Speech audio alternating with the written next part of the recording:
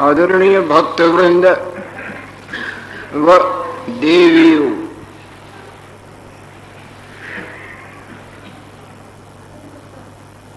दो तीन दिन पहले गुरु अष्टावकर जी महाराज का सुंदर प्रसंग आरंभ हुआ था,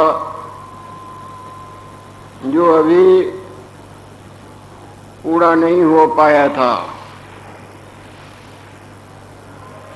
गुरु अष्टावकर जी महाराज जो अभी 8 ही साल के बालक हैं और शरीर में भी 8 तरह के कुब पड़े हुए हैं, जो बड़ी विकट गति से चलती हैं। एक एक पग उठाना उसके लिए बड़ा ही क्लेशप्रद था, तो भी उनकी विल पावर, हृदय की बलवान शक्ति, ज्ञान शक्ति, वो तो ऐसे दमके मारती थी जिस तरह बदलों में बिजली दमके मारती है।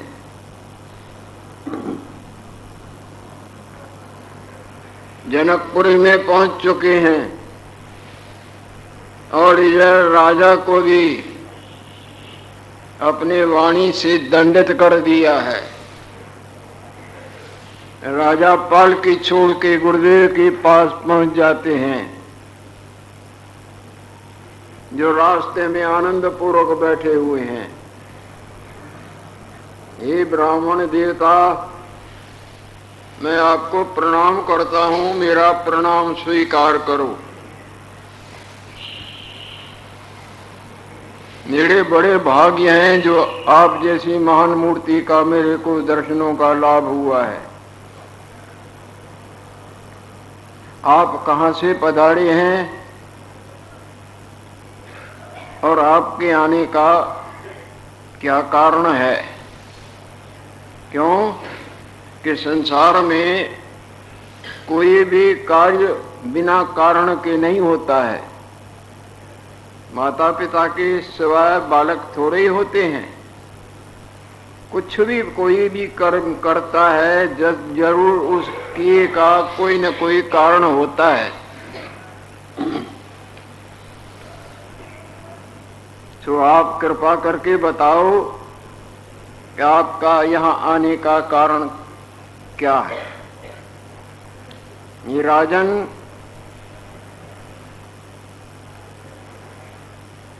हम सरस्वती नदी के किनारे पर रहने वाले ऋषि बालक हैं। वहां से यहाँ हमारा आना हुआ है और आने का कारण ये है कि हमारे पिता और भी बड़े बड़े विद्वान तुमने बंदी बना के रखे हैं। तुमने उनसे प्रश्न किया है और आज तक आपके प्रश्न का किसी ने उत्तर नहीं दिया है, जिसकी वजह से आपने सबों को बंदी बना के बिठाया है कि घर नहीं जा सकते हो, यहाँ आराम से रहो। तब तक रहना होगा जब तक मेरे प्रश्न का उत्तर नहीं दोगे।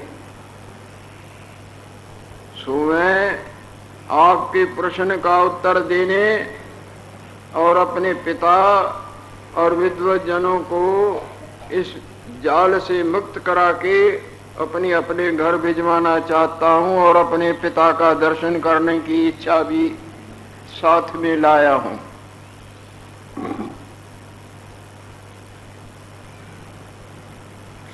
मेरे बड़े भाग्य हैं जो आप मेरे प्रश्न का उत्तर देने को आए हैं।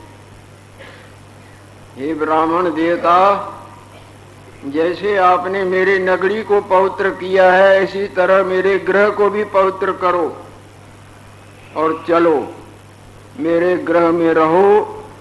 और कल प्रातःकाल सभा जुड़ेगी, यहाँ सब विद्वानों को बुलाया जाएगा। आप भी वहाँ पधारोगे और आप मेरे प्रश्न का उत्तर देके मेरे को धन्य करना।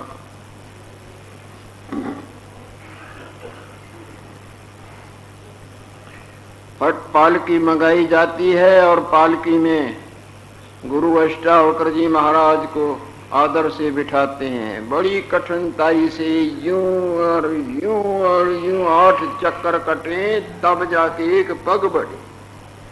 पीड़ा की परवाह नहीं करते, क्योंकि वो महान आत्मा है, साधारण आत्मा नहीं। गर्भ में ही जिनका ज्ञान जिस तरह भगवान सूर्य नारायण की रश्मि प्रकट होती हैं, इसी तरह प्रकट हो रहा था। बाहर की तो बात ही क्या है। पालकी में बिठाया, उसका मामा श्वेत केतु भी बैठता है, जो उसकी माता ने उसके निगरानी के लिए भेजा था।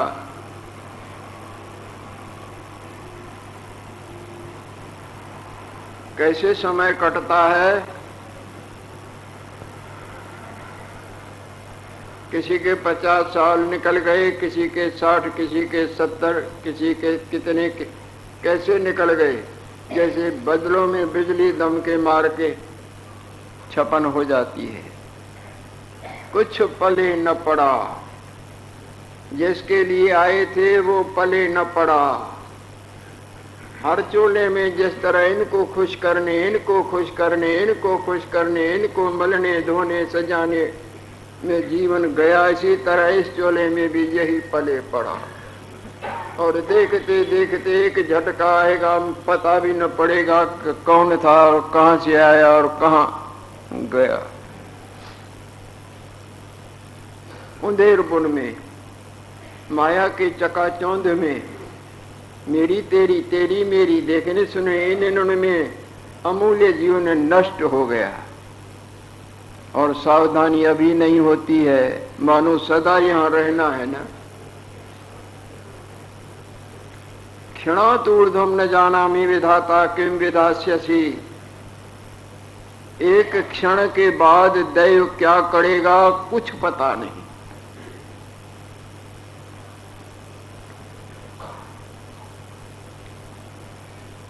कई दफा आपने सुना और पढ़ा होगा, एक झटका आता है दर दर दर और सब मट्टी की मूर्ति दर बदर, सब मट्टी।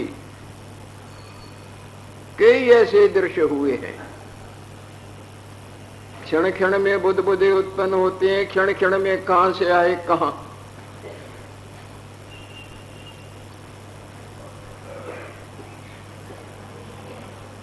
ये भूले हुए मानव सावधान हो जाओ। इस मुसाफिर खाने में कई मुसाफिर रह रहे के कहां से आए कहां चले गए। तू कुछ और विचारत है। तेरे मन में तो घर का, देह का, लड़के का, पत्नी का, रुपयों का, इनका उनका ही विचार पड़ा कूदता फांदता है। तू कुछ और विचारत है। नर तेरो विचार धर्यो ही रहेगो। कोटि उपाय करे दिन रात, पैसा पैसा पैसा। क्यों पैसा? कि ये हम हैं और इनसे हम आनंद लेंगे, ये सुखी होगा, सदा रहेंगे।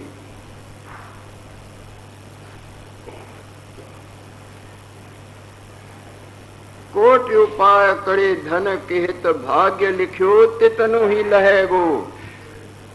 तू लाख यतन करे, जो तेरे भाग्य में होगा उसे राई घटे न तिल बढ़े। जो कुछ लिखा लिलाट।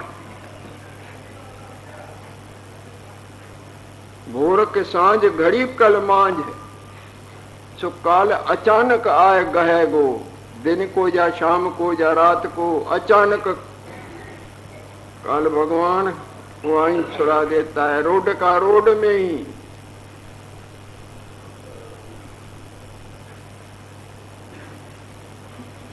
राम भजो न कियो कुछ सुकृत। उस वक्त रोता है, न मैंने भगवत भजन किया न कोई शुभ कर्म किए।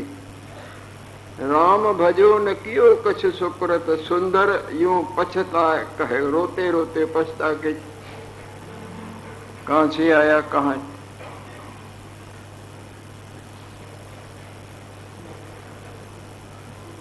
अयोध्या सजाई जा रही है जिस तरह दुल्हन को सजाते हैं।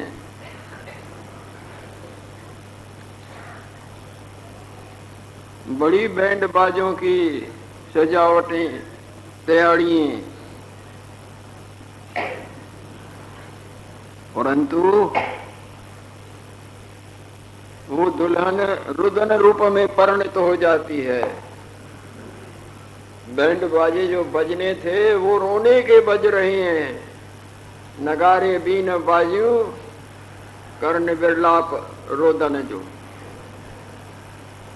जो खुशी की बैंडे बजनी थी वो रोने की बज रही हैं। जो सजावट थी उल्टा जी के जलाने का कारण हो रही है। राज तिलक के बजाय वन तिलक हो जाता है। क्षण के बाद क्या होगा, दैव की गति दैव जाने। इन बातों का मतलब है कि तुम सावधान हो जाओ। हरि सिमरण रूपी गंगा में नहाने का यत्न करो। आदत डाल दो भगवत नाम सिमरण करने की। ये व्यसन छूटे नहीं।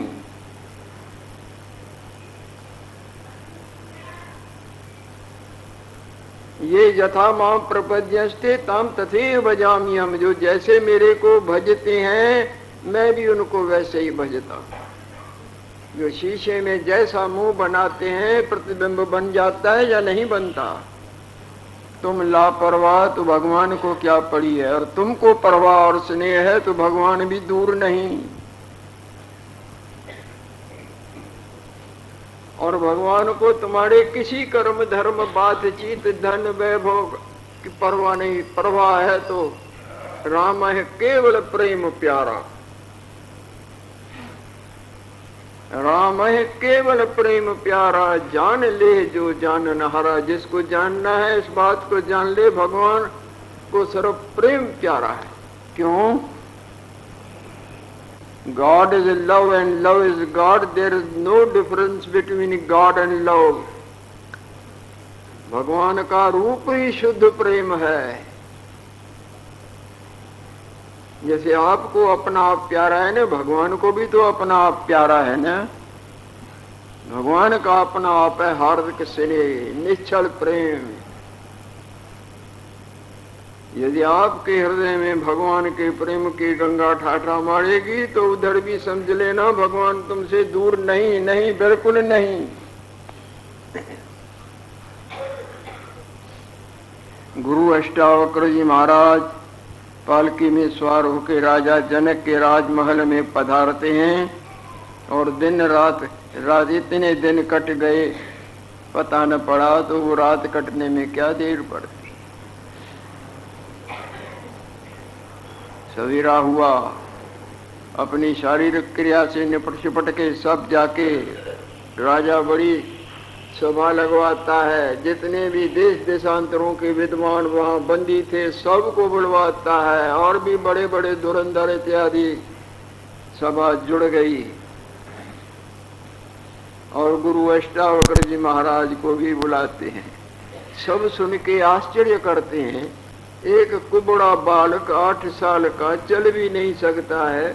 बड़े बड़े धुरंधर विद्वान जहाँ बंदी बने बैठे हैं वो राजा के प्रश्न का उत्तर न दे सके। वो कुबड़ा बालक आके देखे तो सही कितना दम भर, और जो उत्तर न दे तो फट उसको भी बंदी बनाते हैं। अरे इसकी बुद्धि कैसी है, ये बंदी बनने आया है। कोई क्या सोचता है, कोई क्या सोचे। विराट सभा लगी हुई है, सब देख रहे हैं कि वो बालक कौन सा है, चल भी नहीं सकता है, शरीर में 8 कुब हैं और वो आया है राजा के प्रश्न का उत्तर देने। बड़ी उत्सुकता से सब देख रहे हैं। पालकी आई, जैसे ही पालकी से उतरा यूं और यूं हो रही है। अब जिसको न हंसी आवे उसको भी हंसी आवे। सारी सभा हंस हंस, अरे ये बालक कुबड़ा, ये देखो तो चल भी यूं ये बंदी ये प्रश्न का उत्तर दे। यहाँ चतुर्वेदी त्रिवेदी बड़े बड़े विद्वानों की दाल न गली है। देखो तो वो सारी सभा उसके यूं के देख के हंस रही है। सब हंस रहे हैं, राजा भी हंस रहा है और सब विद्वान भी हंस रहे हैं। तो क्या किया है गुरुदेव ने, गुरु अष्टावक्र महाराज ने? इसको हंसी आती नहीं थी, बनावटी हंसी, हंस हंस के इसको उनको तो आई सच्ची हंसी। इनकी दशा देखे ये बनावटी हंसता है, क्यों हंसता है, क्यों हंसता है, ट मारता है। सब चुप हो गए। तो पागल है क्या?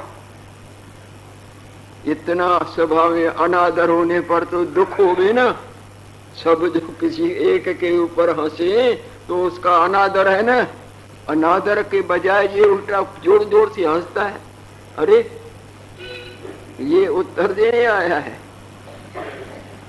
अब सबकी हंसी बंद हो गई। ये जो हंसने लगा यूं करके यूं करके यूं करके, क्यों हंसे, क्यों हंस? सब वो जो हंस रहे थे उनकी हंसी गुम कर दी। कोई सभा में आश्चर्य की बात आ जाए तो सब चौंक जाते हैं ना। तो सब चौंक गए कि ये क्या, ये उत्तर देने आए।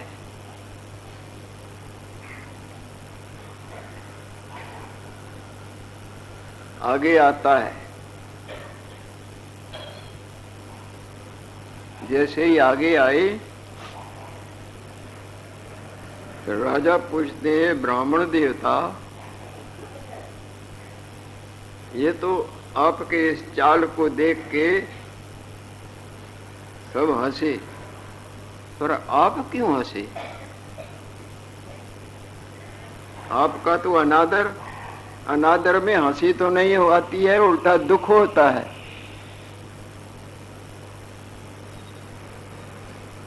राजन, मैंने तो बड़ा नाम सुना था तुम्हारी दरबार का। सुना था बड़े बड़े धुरंधर धुरंधर चतुर्वेदी त्रिवेदी और बड़े बड़े विद्वान कर्म निष्ठा वाले वहां पधारे हुए हैं और सब बंदी है। परंतु समझ कर आया था सभा समझदारों की।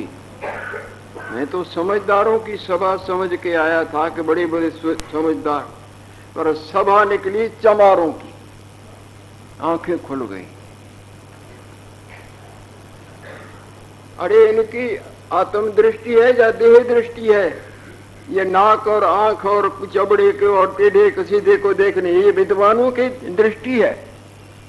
सबके हौसले पकड़ दिए। उनकी दृष्टि चामकी रही ना।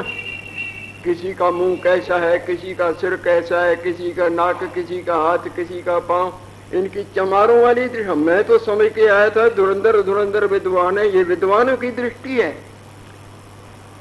सब चौंक गए कि ये तो कोई बड़ी बला है।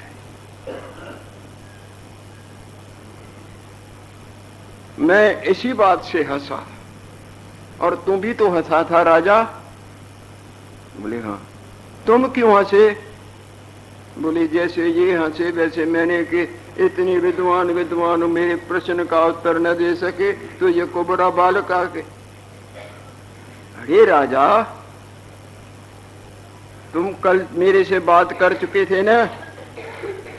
तेरे प्रश्न का उत्तर कुबड़े देह ने देना था या वाणी ने देना था? देह देती है या वाणी उत्तर देती है? बोले वाणी देती है। तो वाणी मेरी कल देखी थी कुबड़ी थी या सीधी थी? वाणी तो सीधी थी। जब तुमको मालूम है कि मेरी वाणी सीधी है, कल बातचीत हुई है, तो तू जानता है कि कुबड़ी देह ने या इस कुबड़े टेढ़े पेढ़े ने या नाक ने आंख ने उत्तर देना है, या मेरी वाणी ने, वाणी सीधी थी तो सी उत्तर तो वाणी ने देना है। यही तुम्हारी समझ है ना। इसी समझ से तुम राज करते होंगे। जिसको समझ नहीं वो क्या दूसरों को संभाल सकता है या सुख दे सकता है? हाथ जोड़ता है राजा। उत्तर तो वाणी ने देना है, और आपकी वाणी गुरुदेव बिल्कुल सीधी है, अब भी सीधी है, और कल भी देखा था। मेरी गलती। सब सभा शांत बैठी है। पूछो क्या तुमने इनके प्रति प्रश्न रखा है? बोले गुरुदेव और तो कुछ नहीं, इतना रखा है, वह सच्चा या यह सच्चा, बस।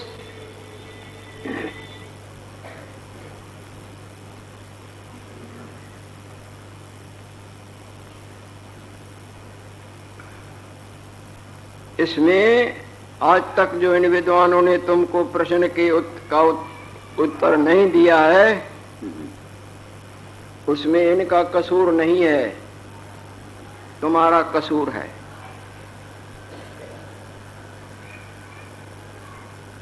तुमको अपनी इज्जत बचानी थी, इसीलिए तुमने खोल के नहीं बोला कि वह क्या और यह क्या।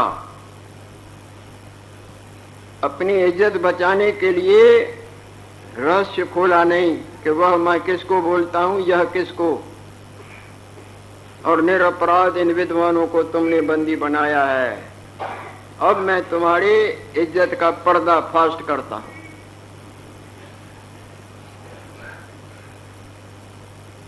राजा चुप बैठा, धर्म बुद्धि रखता है, और धुरंधर विद्वान बैठे हैं, राजा का को कसूरदार बना दिया। हे विद्वज्जनों, आप पूजनीय हो, आदरणीय हो, और कब के ही आपने इनके प्रश्न का उत्तर दिया होता, पर इन्होंने मुगमताई से पूछा, सही नहीं बताया कि वह किसको बोलता है और यह किसको। इस राजा ने एक दफे स्वप्न देखा था। सपने में देखा था दूसरा राजा चढ़ाई करके आया है और मेरे राज्य को छीन लिया है, और मेरे को नंगे पांव नगर निकाली दी है, और सबको कह दिया है जो इसका आदर करेगा उसको दंड मिलेगा, जो अनादर करेगा उसका सम्मान होगा। तो सब मेरे अपने मंत्री, घर के पर के इधर के, सब मेरा अनादर करते थे, और ये दुखी होके वहां से जाता था।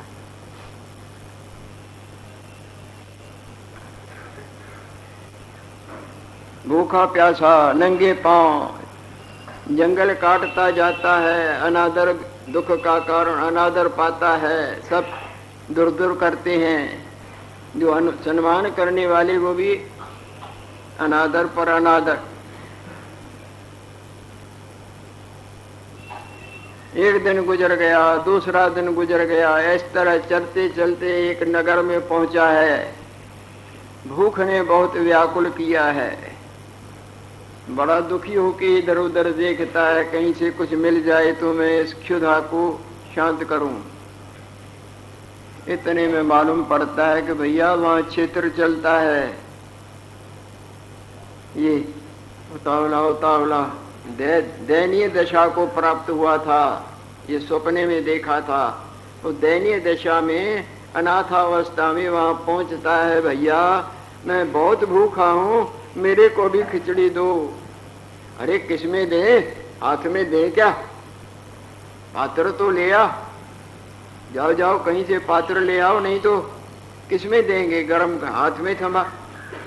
तब ये इधर उधर जाके मांगता है तो कोई ढेला दमड़ी कोड़िए देते हैं, उनसे फिर वो ठीकर वाला पास में है, वहां से ठीकर का पात्र लेता है। जब तक वो मांगा और ठीकर का पात्र ले आया तब तक खिचड़ी बट गई। खिचड़ी बट गई, ये रोता है, अरे भैया मैं तुमसे कह भी गया था, मैं बहुत भूखा हूँ, मैं ले आया हूँ पात्र बड़ी अच्छा अच्छा चिंता न करो, खुरच खुरच के देते हैं, जो भी है खुरचन देते हैं, वो खुरच खुरच के उसको खिचड़ी देता है, जो खुरचन खिचड़ी की थी। वो खिचड़ी लेके भगवान क्या था और मैं क्या हो गया। अभी ये चलता ही है तो दो बैल आके टक्कर खाते हैं, वो दो बैलों की टक्कर ये बच नहीं सकता है, इधर उधर वो दो इसके ऊपर आके। और उसने बोल दिया था सामने आधा तोला घी मिलता है, जाओ जाओ डलवाओ। ये जा ही रहा है तो बैलों की टक्कर से ऐसी लगता है कि गिर पड़ता है, और हाँ मैं मारा गया चिल्लाता है, मैं मारा गया, अरे मेरी खिचड़ी भी गिर गई, चोट रोता है जैसे ही। तो उधर तो चंवर झुल रहे, महाराज जनक की जय हो, महाराज जनक की जय हो। वो तो सपना देख रहा था ना, चंवर झूल रहे, महाराज जनक की जय हो, महाराज। आंखें खुल जाती हैं।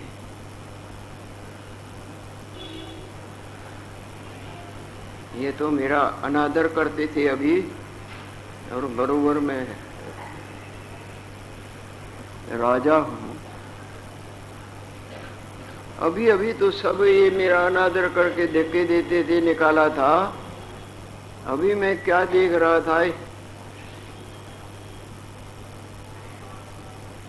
उठता है अंदर बार बार वो नक्शा इसके हृदय में, जैसे न पहिया घूमता है, वो पहिए की तरह घूम रहा है।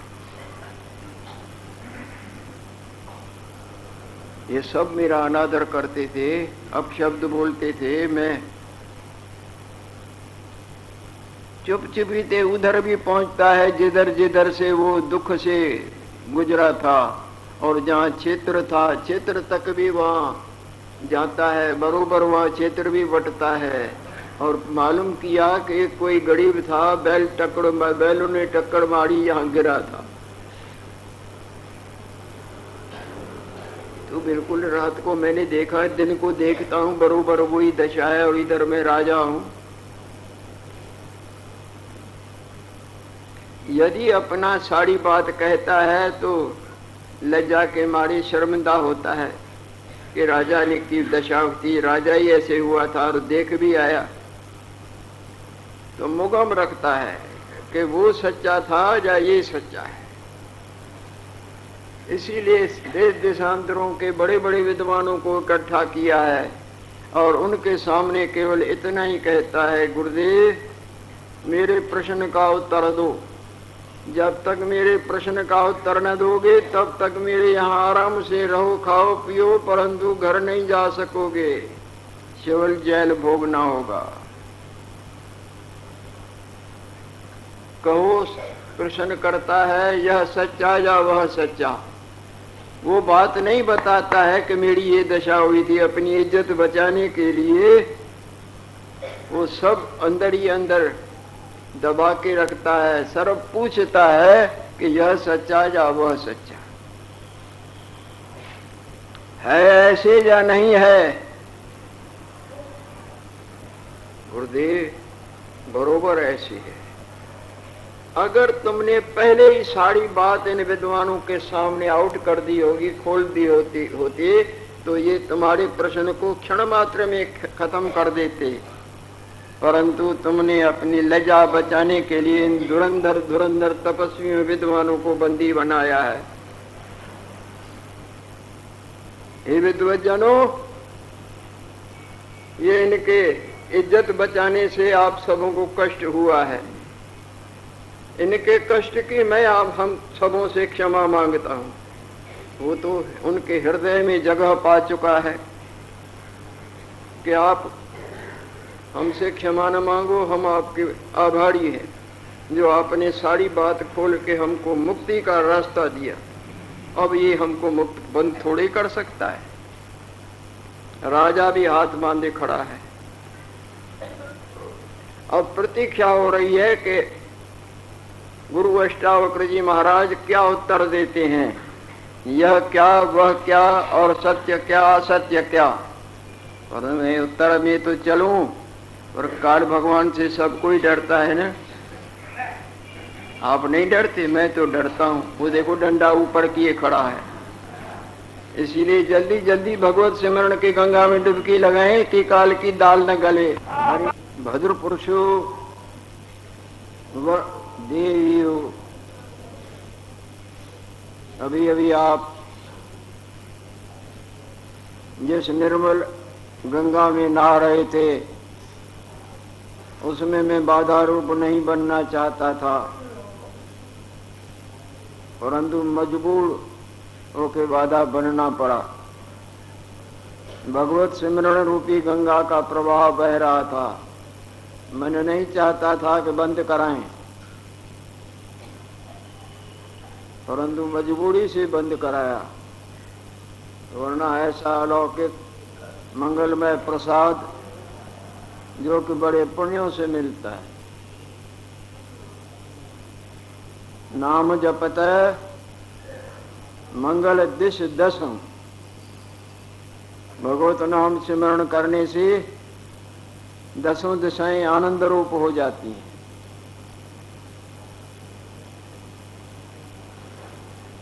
संत भगवान तो इतने तक बोलते हैं कि कोई भी ऐसा दुख नहीं है जो भगवत नाम सिमरण के आगे टिक सके।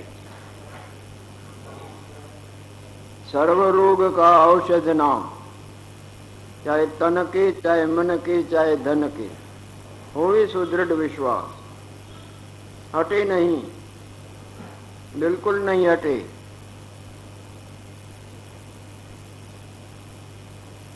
Confidence is the companion of success. विश्वास सफलता का मूल है। भगवत नाम पर विश्वास, चाहे कितनी भी बाधाएं आए, हटे नहीं, अपना काम चालू रखे, खूब चालू रखे, अवश्य सफलता की शिखर पर पहुंच जाएंगे। संत वचन अटल आधार। जो सत्पुरुष है ना, उनके वचन टलते नहीं, अटल हैं। वो बोल रहे हैं सर्व रोग का औषध नाम, आदि व्याधि तीनों प्रकार के ताप इत्यादि